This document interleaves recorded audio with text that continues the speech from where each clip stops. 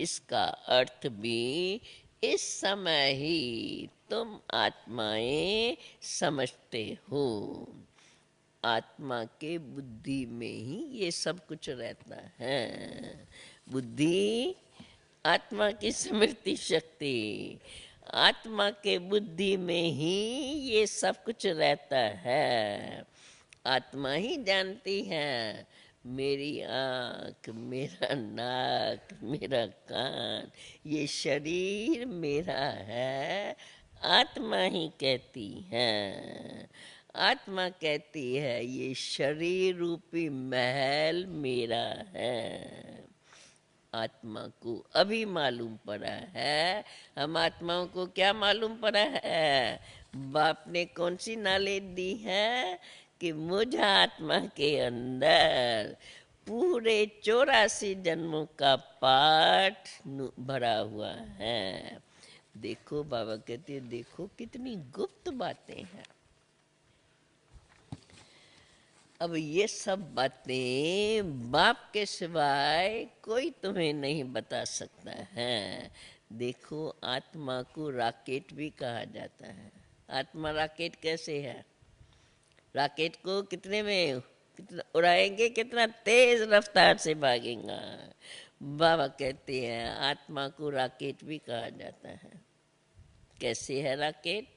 जिस आत्मा को शरीर छोड़ अगर लंदन में जाना है, उसका जन्म फिर लंदन में है, तो यहाँ शरीर छोड़ कितने में लंदन में चली जाती है? सेकंड में चली जाएंगी। उन्होंने देखो कितना तीखा रॉकेट बनाया है। मनुष्यों ने भी देखो कैसे कैसे रॉकेट बनाए। कौन से रॉकेट? आत्मा कितना तेज है, परंतु मनुष्यों ने फिर देखो कैसे कैसे रॉकेट बनाया है जो सुबह को चले, शाम को पहुंच जाए जहाँ जिसको जाना हो। एरोप्लेन से सुबह को बैठो, शाम तक पहुंच जाओ। आगे तो स्टीमर में 3-4 मास लग जाते थे, अभी भी स्टीमर में 1 मास तो लग ही जाता है, जो कोई एरोप्लेन में 1 दिन। परंतु आत्मा तो बहुत तीखा रॉकेट है जो 1 सेकंड में पहुंच जाते हैं। कोई भी उसको देख नहीं सकते। स्वयं आत्मा अंदर बैठी है तो ही खुद को कोई नहीं देख सकता है, और निकल जाएंगी तो कौन उसको देखेगा। द्वापुर से तुम आत्माओं का तो ऑल राउंड पार्ट है। सारे चक्कर के अंदर, ड्रामा के अंदर, सत्युग से लेकर कलयुग अंत तक। अच्छा, तुम आत्मा, हम आत्माओं का तो ऑल राउंड पार्ट है। अच्छा, परमात्मा का क्या पार्ट है? परमात्मा स्वयं बताते हैं, द्वापुर से लेकर मेरा पाठ साक्षात्कार कराने का है। जो जो जिस भावना से मुझे याद करता है, उन्हों की मनोकामना पूर्ण करता रहता हूँ। अभी मेरा पाठ है ज्ञान देने का, पतितों को पावन बनाने का पाठ है। अभी बाबा कहते तुम सब बच्चे हो master knowledgeful, knowledgeful God father के बच्चे मास्टर गॉड बनते हो, जिन्होंने कल पहले भी पुरुषार्थ किया था, अब भी वो ही करते रहते हैं। बच्चे कहते हैं बाबा हम कल पहले भी आए थे, अब फिर से आए हैं और आपसे बेहद का वर्षा ले रहे हैं। बाबा कहते किसके पास आए हो? माता पिता के पास। सरस्वती सबकी माता है। उनकी माता कौन? माता पिता के पास हम आए हैं सरस्वती सबकी माता है। हम बच्चे तो ऐसे कहेंगे ना, माँ बाप, सरस्वती माता। और पिता कौन? पिता हो गया ब्रह्मा। और सरस्वती की माता कौन? हमारा तो पिता हुआ ब्रह्मा और माता हुई सरस्वती बच्चों की। और सरस्वती की माता कौन, किसको कहेंगे? ब्रह्मा बाबा को कहेंगे वो सरस्वती की माता। बाकी ब्रह्मा की माता कोई नहीं। शिव बाबा खुद ही कहते हैं तुम मेरी पत्नी हो, तो फिर उसको माता कैसे कही? तो फिर मैं कहता हूँ, ब्रह्मा बाबा बोले मैं कहता हूँ पति बिगर मैं खाना कैसे खाऊंगा। दोनों का वार्तालाप, हाँ हम बच्चों को ये समझना है। अभी अभी शिव बाबा बोले, अभी अभी ब्रह्मा बाबा बोले, कैसे दोनों मिक्स होकर, एक ही है ना, एक ही शरीर में दो, तो कैसे मिक्स होके बोलते हैं। तो तुम मेरी, मैं खुद ही, शिव बाबा खुद ही कहते हैं तुम मेरी बनी हो। तो मैं फिर कहता हूँ, ब्रह्मा बाबा बोले पति के बगैर मैं खाना कैसे खाऊंगा। अच्छा, शिव बाबा और हम दोनों इकट्ठे खाते हैं। तो बाबा, ब्रह्मा बाबा कहते हैं नशा तो रहता है ना। तुम भी खुद कहते हो कि बाबा दलाल बन करके आया है अपने साथ सगाई कराने के लिए। अभी तुम श्रीमत पर सबकी परमात्मा बाप के साथ सगाई कराते हो। एक तरफ बाप और फिर सगाई कराते हो। पंडितों ने तो विकार का हथियाला बांधा है, वो विकार का हथियाला बाप आकर के कैंसिल कराते हैं।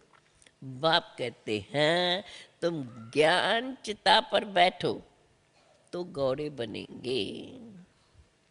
काम चिता पर बैठ कर के तुम काला मुंह क्यों करते हो? श्याम सुंदर का अर्थ तुम जानते हो ना। तो श्री कृष्ण है सुंदर। अभी तुम काम चिता को छोड़ करके ज्ञान चिता पर बैठो तो सुंदर श्री कृष्ण जैसा तुम्हें पति मिलेगा। परंतु अभी अभी वो कृष्ण भी अभी सुंदर नहीं है, अभी वो भी श्याम है। देखो कितनी महीन महीन बातें बाबा ने हम बच्चों को कितनी ऊंची दी है। जो कैसी भी बात बाबा करे तो हम समझ जाएं कि ये किस समय की बात है और किसके लिए है। परंतु शास्त्रों में ये बातें ऐसी गोलमाल हो गई है जो कहाँ कहाँ तो अर्थ का भी अनर्थ कहीं। वास्तव में श्री कृष्ण है सुंदर और अभी तो वो भी श्याम है। अभी बाप ने आकर के ये सारा अपना परिचय, अपना भी परिचय दिया है और श्री कृष्ण का भी यथार्थ परिचय दिया है। अभी बाबा कहते हैं तुम बच्चे हो पतित पावन गॉड फादर के स्टूडेंट। ये है पाठशाला। अभी आ जाओ पढ़ाई पर। पाठशाला में पढ़ाई होती है तो पढ़ाई में मेहनत तो करनी पड़ती है ना। उन सत्संगों में जो शास्त्रों की बातें जहाँ जहाँ सुनते हैं उन सत्संगों में कोई मेहनत नहीं है। वहाँ तो बस शास्त्रों की बातें सुनी, गीता सुनी, ग्रंथ सुना और घर गए। वहाँ कोई थोड़ी कहता है कि पवित्र बनो या ऐसे याद की यात्रा करो। आगे चलकर ये सब जिस्मानी यातनाएं आज जो जाते हैं तीर्थ यात्रा करने, दर्शन करने, बाबा कहते आगे चलकर ये सब बंद हो जाएंगी। बर्फ पड़ी, एक्सीडेंट हुआ, कोई जाएंगे नहीं। क्यों? तुम्हारी यात्रा जोर हो जाएंगी, ये हमारी याद की यात्रा जोर हो जाएंगी, और वो आगे चल कर के विनाश के नज़ारे सामने आएंगे तो क्या होगा? बाबा हमें वो विनाश का दृश्य बुद्धि से हम अपने सामने लाएं। बाबा कहते हैं क्योंकि एक्सीडेंट हुआ, वो बर्फ पड़ी जोर से, एक्सीडेंट हुआ शिवालय के, तो फिर वो सब बंद हो जाएंगे। तुम्हारी यात्रा, क्योंकि तुम्हारी यात्रा जोर होती जाएंगी। हमारी यात्रा है शिवालय की तरफ। पहले शिव की पुरी शिवालय में जाएंगे, फिर शिव की स्थापन की हुई पुरी शिवालय स्वर्ग, उसमें जाएंगे। इस याद की यात्रा से पहले हम जाएंगे शिव की पुरी मुक्ति धाम, और फिर जाएंगे जीवन मुक्ति धाम, स्वर्ग में जाएंगे। शिवपुरी और विष्णुपुरी दोनों को ही शिवालय कहेंगे। शिवपुरी में भी शिव बाबा का निवास स्थान, और स्वर्ग भी शिव बाबा का स्थापन किया हुआ, इसलिए बाबा कहते हैं दोनों को शिवालय कहेंगे। क्योंकि मुक्ति और जीवन मुक्ति दोनों ही शिव बाबा ही आकर के देते हैं। सत्युगी दैवी घराना शिव बाबा ही तो आकर के स्थापन करते हैं। अच्छा, याद में आवाज का विघ्न पड़ नहीं सकता। अगर हम अपनी याद की यात्रा में मग्न है, इधर उधर आवाज होगा तो हमारा उसमें ध्यान नहीं जाएगा, अर्थात योग टूटेगा नहीं। बाबा ऐसे कह रहे हैं, ये हमें ध्यान पे रहे। बाकी ज्ञान सुनने में आवाज का विघ्न पड़ता है, क्योंकि आवाज से आवाज टकराएगा। मनुष्य तो कहते हैं शांति करो शांति करो, नहीं तो याद में विघ्न पड़ेगा। वो बैठते हैं भक्ति करने तो भी आवाज होगा तो शांति कराएंगे, परंतु वास्तव में योग में आवाज, अगर हमारा योग ठीक लगा हुआ है, हम उसमें एकाग्र है, तो बाबा कहते हैं, मनुष्य तो कहते हैं शांति करो, नहीं तो याद में विघ्न पड़ेगा, परंतु योग में आवाज विघ्न नहीं डालते। योग में विघ्न डालती है माया।